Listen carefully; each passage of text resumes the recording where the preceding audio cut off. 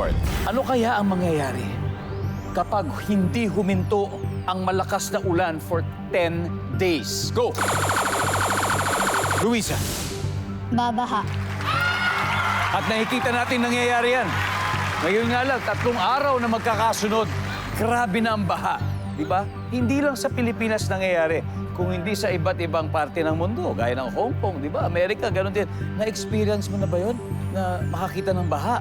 Opo, maraming beses na po. Maraming lugar sa Pilipinas kasi, di ba? Binabaha. Nandyan ba ang baha? Pass or play, Luisa? Play po. Okay, Bricks, balik muna tayo. Final round. Makompleto kaya nila, Stephen. Ano kaya mangyayari kapag hindi huminto ang malakas na ulan for 10 days, Stephen? Suspended po lahat ng pasok. Okay ba sa'yo yun? Tama naman. Siyempre, para sa safety ng mga estudyante, kailangan i-suspend natin. Nandyan ba yan? Suspended ang classes.